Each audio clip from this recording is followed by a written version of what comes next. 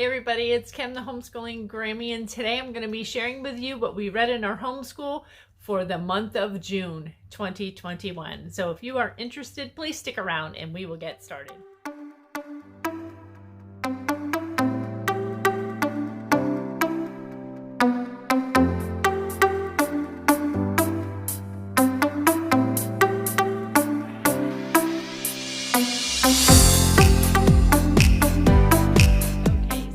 That I'm going to be showing you are the ones that we are actually reading aloud to Hope in our homeschool, and I'm also going to be sharing the readers that Hope has been reading on her own.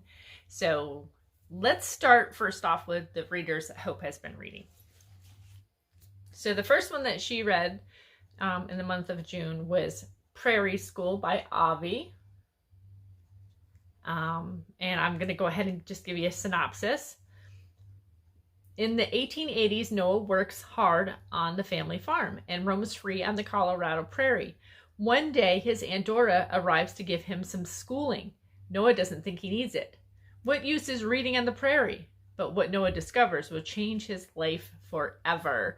So I thought that was kind of interesting. It was kind of neat to see because, at one point, my granddaughter was kind of a reluctant reader. So it was really funny to see her reaction to this book. And the next book that she read was The Long Way Westward by Joan Sandin. And it's an I Can Read book. America at Last, when Carl Eric, his brother Jonas, and their immigrant family journey all the way across the country to their new home, they find that America is full of surprises. So these books are really good. These are all books that are included with our Sunlight curriculum, and she's really enjoyed them, and so have I. And the next book is Keep the Lights Burning, Abby by Peter and Connie Roop. Abby was afraid. She had never had to keep the lights burning by herself before, but many lives depended on the lighthouse, and Papa was depending on Abby. This is the exciting true story of Abby Burgess, who single-handedly kept the lighthouse lamps lit during a tremendous storm off the coast of Maine in 1856. Okay, so the last one, and she's still working on this book, but I'm going to go ahead and include it just because she's working on it now. But she started in June. So Riding the Pony Express by Clyde Robert Beulah. Riding the Pony Express tells the story of the great 19th century experiment in transcontinental communication by recounting the adventures of three children at Owl Creek, one of the way stations at which the Pony Express riders changed horses. Dick Park is the son of one of the riders. Katie Kelly is the daughter of the way station master, and Little Bear is an Indian boy. How the three of them lived and played together and eventually worked together to keep the mail moving is all part of this fast-moving tale. So, really good. She said she's really liking it. She was excited today. She was, talking about apparently somebody didn't eat their dinner and how terrible it was because, wasting food, etc. So there's some good lessons in some of these books. You gotta love that. So here are the next books. So we did finish this book, The Case of the Stolen Sixpence, book 1. It's written by Holly Webb. And this book is about 12-year-old Maisie Hitchens is a noticing sort of person. That's why she is convinced she would make an excellent detective if she ever got the chance. But instead of detecting, she spends her days polishing the banisters at her grand's boarding house or fetching fish for the lodger's dinner. Maisie is willing to bet that her idol, the great detective Gilbert Garrington, never fetches his own fish.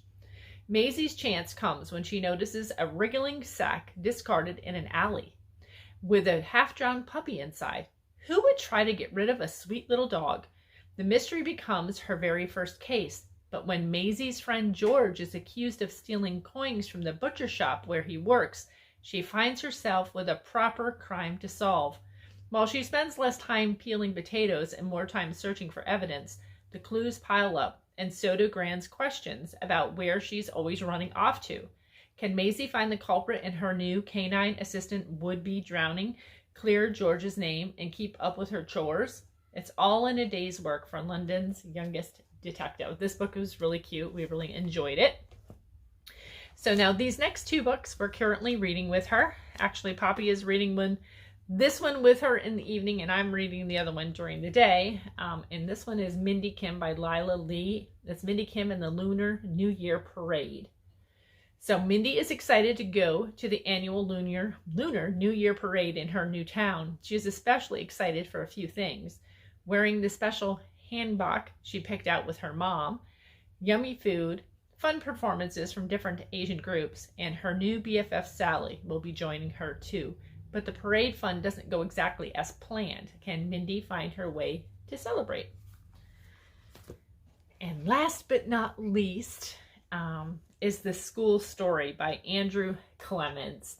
And I'm really enjoying this book as much as Hope is. This is a really cute book. It's a really fun book. So I'm going to go ahead and read the synopsis for this one too. I recommend this book, actually. This one's fun. Author. Natalie's best friend Zoe is sure that the novel Natalie's written is good enough to be published. But how can a 12-year-old girl publish a book? Natalie's mother is an editor for a big children's book publisher, but Natalie doesn't want to ask for any favors. Then Zoe has a brilliant idea. Natalie can submit her manuscript under a pen name, with Zoe acting as her literary agent. But it's not easy for two sixth graders to put themselves over as grown-ups, even with some help from a couple of real grown-ups who are supportive but skeptical.